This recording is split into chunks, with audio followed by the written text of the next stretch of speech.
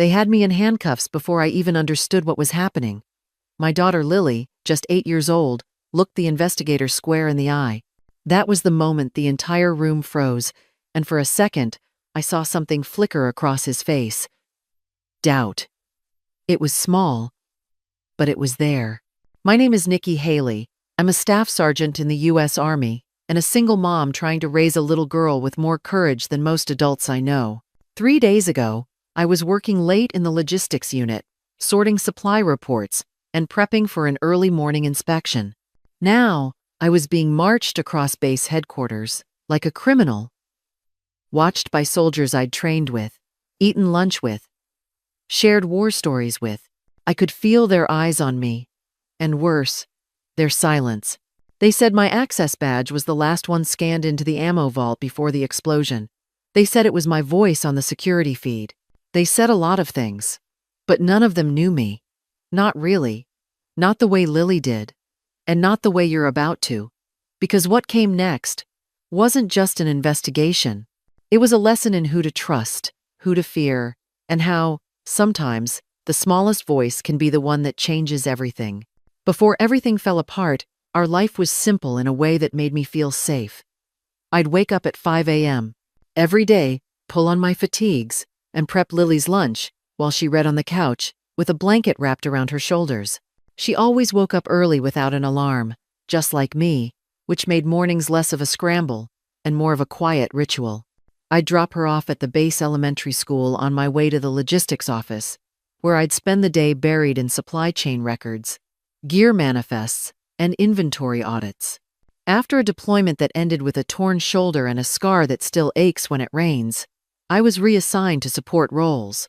It wasn't glamorous, but I was still in uniform, still serving, and that mattered to me more than anyone realized. Lily was the kind of kid who made parenting feel less like a burden and more like a second chance. She had this calm way of seeing the world, like she was always 5 steps ahead. When I'd get home, she'd have already fed the cat, lined up her homework, and poured herself a glass of orange juice. I used to joke that she was the grown-up in the house. But honestly, sometimes it felt true. My commanding officer, Captain Turner, was the kind of man who knew how to smile with just the right amount of charm.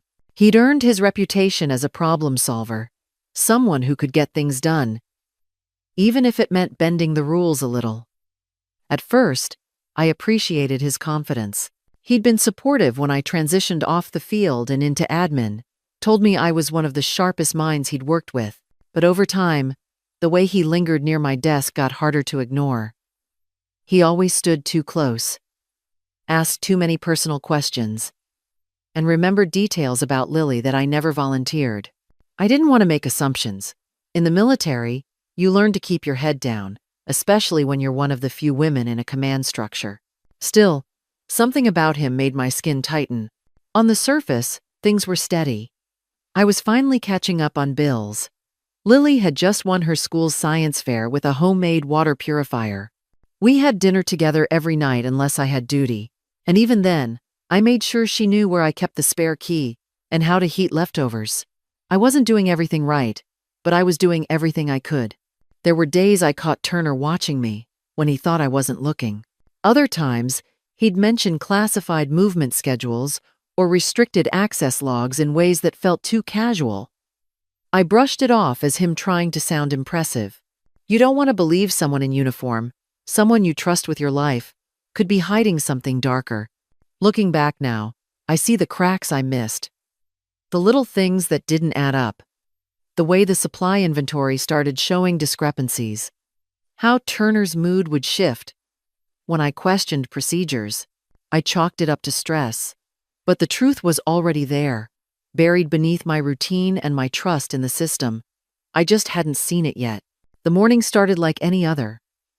I dropped Lily off at school, grabbed a black coffee from the PX, and headed to the logistics office to finalize the weekly inventory reports. I had no idea by lunchtime everything would be in flames, literally. It happened at 11:32 a.m. A sound like thunder rolled across the base, followed by the rattling of windows and a wave of pressure that knocked me back in my chair. A column of black smoke rose from the direction of the weapons depot, twisting up like something alive. Within minutes, alarms were blaring, radios crackling, sirens cutting through every sound. We drilled for this. I grabbed my vest, secured the office, and waited for orders. Heart pounding. But orders didn't come. Instead, military police stormed in and told me I needed to come with them. No explanation. Just a hand on my shoulder and a tension in the air that said this wasn't routine. At first, I thought I was being pulled in to help. I'd worked around that depot, logged gear, and understood the security protocols better than anyone. But then they asked me to surrender my badge. When I hesitated, they pulled it off me and told me I was being detained pending investigation. I kept asking what was going on. No one answered. It wasn't until I was inside the security office, staring at surveillance footage I'd never seen before, that I realized they thought I'd done it. They played a clip. A figure in uniform swipes a badge and enters the vault. Time stamped 23 minutes before the explosion. They froze the screen. "That's your ID," one of the officers said. I leaned in. The resolution was terrible, the angle even worse. You could barely make out the person's face, but the badge scan matched mine. According to the logs, I was the last person inside before everything went to hell. I tried to tell them that wasn't possible. I hadn't been near the depot that day. I was at my desk the entire morning. They asked if I had any proof. I mentioned emails, a scheduled video call with a supplier, and time-stamped documents. They didn't care. All they saw was that scan. Captain Turner arrived 20 minutes later, calm as a pond. He didn't look worried, didn't ask if I was okay. Just folded his arms, nodded along with the investigators, and acted like this was inevitable. He said things like, "Sergeant Haley's been under a lot of stress lately," and "She had access to override logs. Most others didn't." He made it sound like I'd been unraveling for weeks, like I was one missed paycheck away from blowing up the base. I watched him carefully, his posture, his words, his perfect control. That's when I knew. He wasn't shocked. He wasn't trying to help. He was guiding them, stepping just close enough to raise questions, but not so close they'd suspect him. He was building a story, and I was the villain. They escorted me to the holding unit just after sunset. I wasn't charged yet, but everyone acted like it was a matter of time. My phone was taken. I had no way to call Lily, no way to explain anything. I sat in that cold, windowless room replaying every moment of that day, and still, I couldn't figure out how they'd used my badge. But someone had. And whoever it was knew exactly what they were doing. That's when the fear settled in, for real. Not just fear for me, fear for my daughter. Because if someone was willing to blow up a weapons depot and pin it on me, what else were they willing to do? Lily didn't cry when they brought her in to see me. She didn't ask why I was in a holding room or why the MPs wouldn't let her hug me. She just sat across the glass, her little hands folded in her lap, like she was the only solid thing in her world. She wouldn't look at anyone. Not the officers. Not my sister who'd brought her. Not even me at first. She just stared at the table, like she was trying to keep herself from saying something. The investigator had already written her off as too young to be useful. He gave her a soft smile, thanked her for coming, then turned back to his notes like she was a decoration. That's when she finally spoke. "You keep saying her badge was used," she said, her voice small but steady. "But what about the pin?" The investigator paused, pen hovering over his pad. "The log shows a valid badge scan and a valid pin, sweetie." Lily looked up, and her eyes were not a child's. They were my eyes. "But was it her pin?" she asked. She looked straight at him. "You know that wasn't my mom's access code, right?" The room went quiet. The investigator put his pen down. He turned his chair to face her fully. "How do you know that, Lily?" I watched through the observation window, heart pounding, barely breathing. She sat on the edge of the chair, not intimidated by the room full of uniforms. "My mom's code is 1104, Lily said, her voice clear. "It's my birthday, November 4th. She told me so I would never forget it. if I had to use her computer in an emergency. The investigator's expression shifted. Gone was the polite dismissal. In its place, sharp attention. Go on. I was in her office last week after school, Lily continued. Mom was in a briefing, and I was doing my homework on my tablet. Captain Turner came in. He needed to get something out of her secure filing cabinet. He thought I was just playing a game. She paused, taking a breath, remembering. He used my mom's badge from her desk, but he typed a different code. It was longer.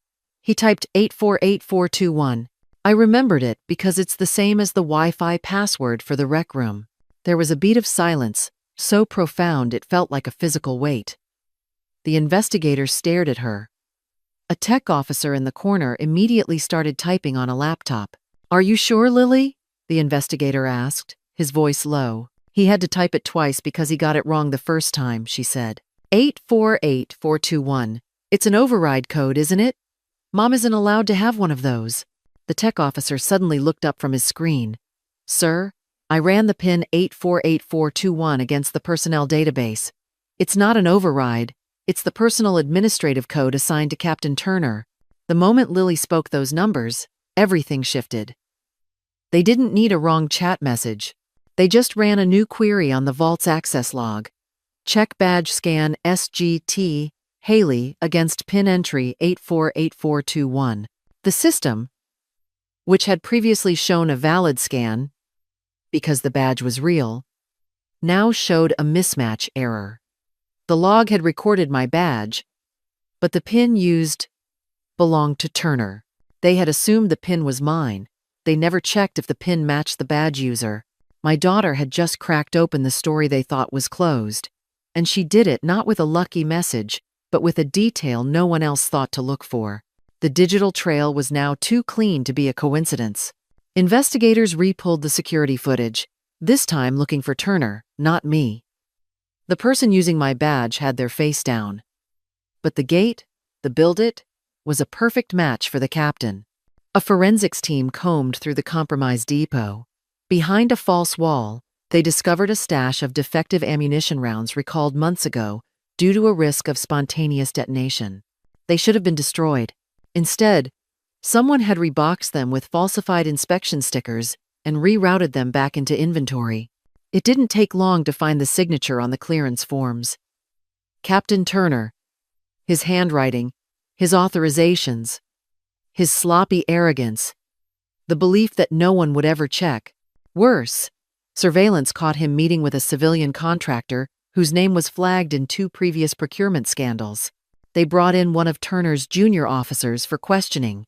At first, she was terrified, but after seeing the evidence, the PIN mismatch, the video she broke, she told them everything. Turner had been skimming funds by cycling recalled gear back through supply channels. When my unit was tapped to audit the stockpile, he panicked. He knew I was sharp, methodical, so he found a workaround. Steal my badge during a too-close conversation at my desk. Use his own PIN, knowing the system would log the badge, not the code. Stage an explosion to destroy the evidence. Then paint me as the unstable single mother with a chip on her shoulder. When the full story came out, I was still sitting in the holding room, staring at a blank wall. I hadn't been allowed to see Lily since her statement. My sister tried to tell me the tide had turned, but I couldn't believe it until I saw the investigator's face.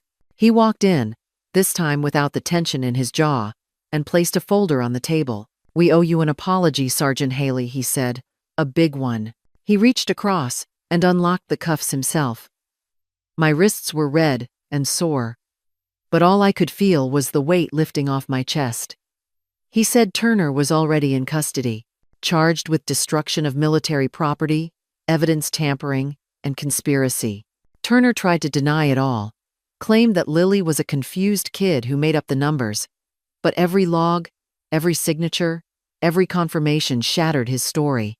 And when they showed him the audit log, proving his PIN was used with my badge, his silence said more than any confession could. The press didn't cover it. The army kept it quiet, as they always do. But I didn't care. I was going home. To my daughter. To the only person who had believed in me when everything else fell apart. Leaving the army wasn't an easy decision. It had been my life for over a decade, my identity stitched into every rank and routine. But after everything, I couldn't wear the uniform without remembering that room, those cuffs, and the betrayal stitched deeper than any patch.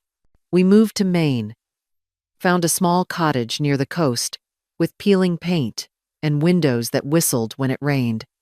It wasn't much, but it was ours, and it was quiet enough for healing to have a voice. Lily took to the ocean like she'd been waiting for it. She spent hours watching the tide, then sketching waves and seals in her notebook. On weekends, we'd walk along the beach collecting shells, saying nothing but feeling everything. She started surfing lessons with a local group. The first time she stood up on a board, I cried behind my sunglasses. Not because she stayed up, but because she laughed. At night, we read stories together. Some days they were silly, about dragons and time machines. Other days, they were heavier, about kids who'd been hurt and found their way back.